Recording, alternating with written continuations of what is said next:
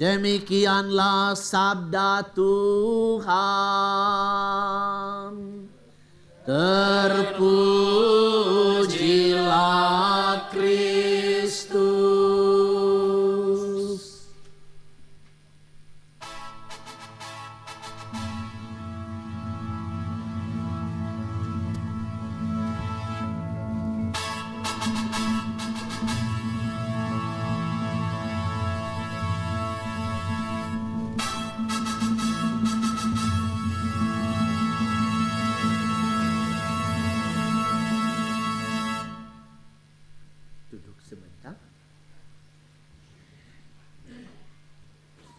Ibu-ibu, bapak-bapak, saudari-saudara seiman dalam Tuhan kita Yesus Kristus. Kita tahu cerita tentang seorang tokoh dari Perjanjian Lama yang tadi dibacakan. Dalam bacaan pertama, tokoh itu bernama Nabi Nuh. Bagaimana Tuhan menyelamatkan Nuh dan keluarganya. Ketika manusia dan dunia mulai hidup di dalam kebejatan, ketika manusia sudah tidak lagi memperhitungkan Allah, tetapi berjalan menurut detak-detak kehendaknya sendiri, itulah saat di mana moralitas dan etika manusia juga menjadi kacau balau. Saatnya itu Tuhan marah. Tuhan murka dan dia menghukum manusia dan dunia dengan mendatangkan air bah. Cerita itu kita semua tahu. Tetapi Allah yang menghukum manusia itu, dia tidak menghendaki kematian manusia. Oleh sebab itu, dia menyelamatkan kehidupan melalui keluarga Nabi Nuh. Nuh, Tuhan perintahkan, buatlah perahu. Di dalam perahu itu, engkau harus bawa engkau sendiri dan istrimu dan anak-anakmu. Engkau juga bawa istri dari anak-anakmu dan anak-anak mereka. Dan engkau harus bawa semua yang hidup berpasang-pasangan, jantan dan betina. Bawalah di dalam bahtera yang engkau akan pakai. Karena saya akan mendatangkan banjir besar di bumi ini.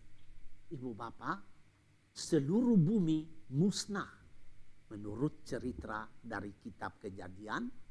Yang hidup hanyalah keluarga Nuh dan semua yang dia bawa di dalam bahtera itu.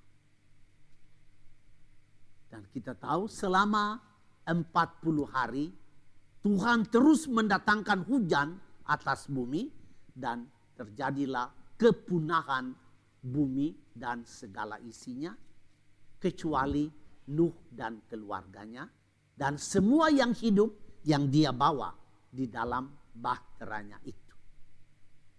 Ketika air bah menjadi surut, Tuhan membuat perjanjian dengan Nabi Nuh. Isi perjanjian adalah, saya akan mendatangkan busur di langit. Busur itu sekarang kita kenal dengan nama pelangi. Itu adalah busur dari Allah. Dan Allah katakan kepada Nuh, ketika aku melihat busur itu, aku akan ingat akan perjanjianku bahwa aku tidak akan lagi memusnahkan manusia dengan air bah. Kenapa Tuhan membuat perjanjian itu? Sebab Tuhan yang kita percaya, Tuhan yang Nabi Nuh percaya, itu adalah Allah yang mencintai kehidupan. Dan karena itu dia tetap memelihara kehidupan, sekalipun dia juga yang mempunahkan kehidupan karena kebejatan manusia dan dunia. Cerita tentang Nabi Nuh, kita datang kepada Injil hari ini. Hari ini Santo Markus bercerita kepada kita tentang Yesus yang dituntun oleh Roh. Ini penting kita ingat, Yesus dituntun oleh Roh. Yesus dibimbing oleh Roh. Roh Tuhan ada bersama Yesus ke padang gurun. Artinya Yesus memisahkan diri dari khalayak ramai. Dia mencari tempat yang sepi dan terpencil. Di sana Markus berkata dia hidup di tengah-tengah binatang-binatang liar. Artinya apa? Yesus dibawa oleh Roh, mengasingkan diri dari dunia ramai, tetapi dia dikelilingi oleh kekuatan-kekuatan jahat. Iblis ada di sana sebagai kekuatan jahat yang paling besar, dan binatang-binatang liar menggambarkan kekuatan jahat besar itu mempunyai antek-anteknya. Dan Yesus berada di tengah-tengah mereka. Tetapi Yesus tetap hidup. Dia tidak kalah. Dia tidak mati oleh kekuatan jahat itu. Bahkan sesudah itu dia keluar dari padang gurun dan mewartakan kerajaan Allah. Mewartakan Injil, kabar gembira bagi banyak orang. Dan dia mengajak manusia untuk bertobat. Nah, ibu bapak, pertanyaan kita, mengapa Yesus sendiri di padang gurun yang sepi? Di sana ada iblis, ada setan, dan kekuatan-kekuatan gelap, kekuatan-kekuatan jahat. Kenapa Yesus tetap menang? Kenapa Yesus tetap keluar dari padang gurun itu dengan kemenangan yang besar? Sebab dia dituntun, dia dibimbing oleh Roh kehidupan. Dari situ perjanjian lama, perjanjian baru, kita datang kepada kehidupan harian kita. Kita manusia ini seperti orang sehat, ya kita semua sehat. Ada yang sakit, tidak ada kan? Tidak ada yang sakit. Tetapi perjalanan kita sebagai orang sehat di bumi ini dikelilingi oleh virus dan bakteri. Kalau saya salah, di umat kita ini kan ada banyak dokter-dokter juga ya. Jadi bisa koreksi saya punya pernyataan itu. Kita hidup di tengah-tengah, kita dikelilingi oleh virus dan bakteri. Oleh sebab itu, sekalipun kita sudah jaga kesehatan baik, kita sudah makan yang benar, kita sudah tidur pada waktu, semuanya yang penting untuk kesehatan kita sudah lakukan, tetapi ada saja waktu di mana kita pilek, waktu di mana kita batuk, waktu di mana kita demam, waktu di mana kita merasa sakit, ya. Jadi selalu ada saja, ada hal-hal seperti begitu. Karena hidup kita dikelilingi oleh virus dan bakteri, dan kadang-kadang daya tahan tubuh kita tidak mampu melawan virus dan bakteri itu. Nah, sama dengan perjalanan hidup beriman kita dari bumi ini menuju kehidupan kekal nanti. Ya, kita ini, hidup kita ini seperti perahu dari Nabi Nuh itu. Nah, di dalam perahu itu saya duduk dan saya mengayuh perahuku itu. Saya mendayung kehidupan saya ini. Dan ibu bapak, pada waktu kita mendayung itu, kadang kita bertemu dengan kegelapan. Kita bertemu dengan bayang-bayang malam. Bahkan kita tidak melihat pantai. Kadang-kadang seperti kita berada di samudera luas dan kita kehilangan pegangan. Kita tidak melihat apa-apa, ibu bapak. Tetapi kita tetap berlayar.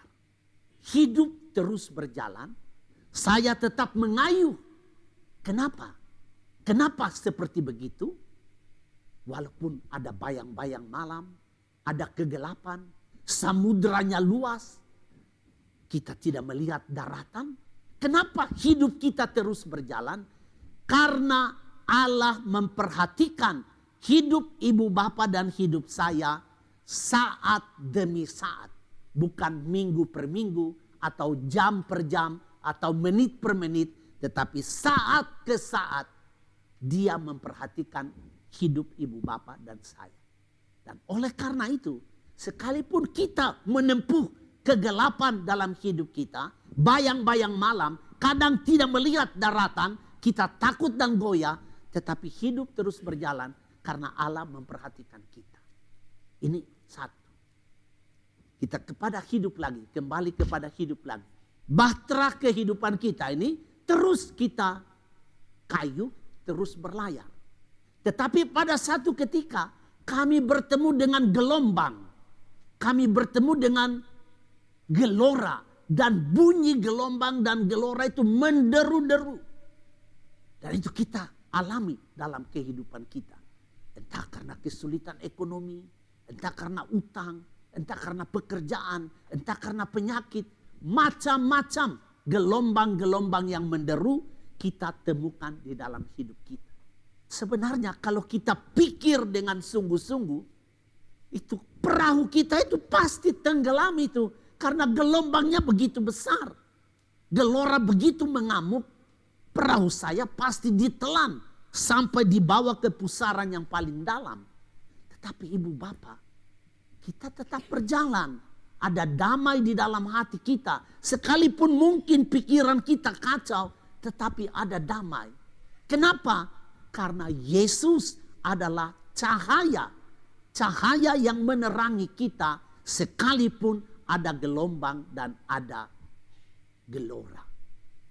Saya masih ingat ada satu peristiwa ketika kami grup Efata mesti berjalan ke satu tempat untuk kerasulan kerahiman ilahi. Kami harus naik satu perahu dengan pakai Johnson, Yamaha, motor tempel itu. Tetapi dalam keadaan gelap. Gelap. Dan kami ada anak-anak Efata sekitar 15-20 orang. Di dalam perahu itu gelap gulita. Menuju satu kota kecil. Di mana kami besoknya mesti mulai dengan novena kerahiman ilahi. Tidak lihat apa-apa. Yang di dalam perahu itu adalah alat-alat musik kami. Semua peralatan yang ada di sini kami bawa. Dan itu ibu bapak kami sudah lewat udara, sudah lewat daratan, dan sekarang terakhir harus lewat lautan. Malam gelap gulita, tetapi kami berjalan. Kami hanya melihat satu cahaya di depan, jauh di kejauhan di sana, dan kami percaya cahaya itulah yang menuntun kami. Nah ibu bapak, dalam kehidupan kita, kadang kita akan mengalami ini. Dan siapa adalah cahaya itu dalam perjalanan kita? Itu adalah Yesus. Dia adalah cahaya. Lagi perjalanan perahu kita. Kita merasa bahwa di keliling kita itu banyak sekali kengerian, bahaya. Kita khawatir, kita takut, kita cemas. Sama seperti Yesus pada hari ini berada di padang gurun sendirian di tengah-tengah binatang liar dan digoda oleh iblis. Bahaya dan kengerian itu ada di keliling kita sama seperti virus dan bakteri ada di sepanjang hidup kita. Dan ibu bapak, mestinya kami juga sangat takut, tetapi kami menatap ke langit dan kami melihat bintang yang bertaburan. Kami tetap dengan berani berlayar dan kami berkayuh dengan penuh sukacita. Kenapa bisa terjadi begitu? Karena yang menjadi kemudi kami adalah Tuhan Yesus. Dia yang mengemudi kehidupan kami sehingga sekalipun ada banyak sekali masalah dalam kehidupan kami, kami tetap hidup, terus berjalan. Karena dialah yang memegang kemudi. Dia ada di dalam bahtera kami dan dia menuntun kami dalam perjalanan kami itu.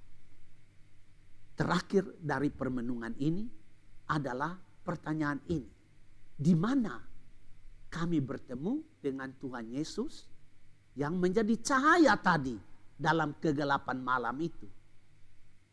Bagaimana cara kami ketemu dengan Yesus yang memberi kedamaian, ketenangan kepada kami, padahal gelora dan gelombang hidup begitu tinggi dan amat mengerikan.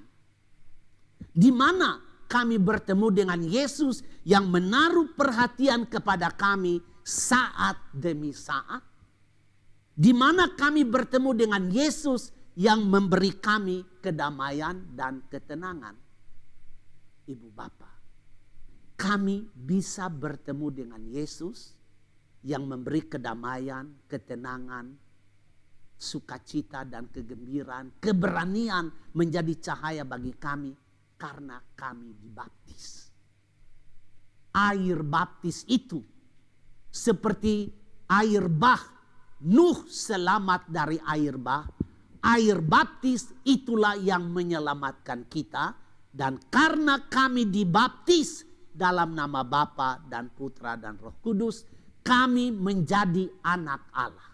Kami menjadi pengikut Yesus. Dan karena kami menjadi pengikut Yesus, hidup kami dituntun oleh Roh Yesus Kristus, oleh Roh Allah Bapa. Roh inilah yang membimbing kita, menguatkan kita pada saat kita bertemu dengan macam-macam masalah di kehidupan kita. Semoga hari ini menjadi hari peringatan bahwa kami sudah dibaptis dalam nama Yesus. Dalam nama Bapa, Putra, dan Roh Kudus. Kami menjadi pengikut Yesus. Artinya kami berusaha untuk mengenal Dia. Berusaha menjadi akrab dengan Yesus. Dan kami berusaha meneladani kehidupannya. Kenal Yesus dan meneladani kehidupannya akan membuat kita dituntun oleh Roh-Nya.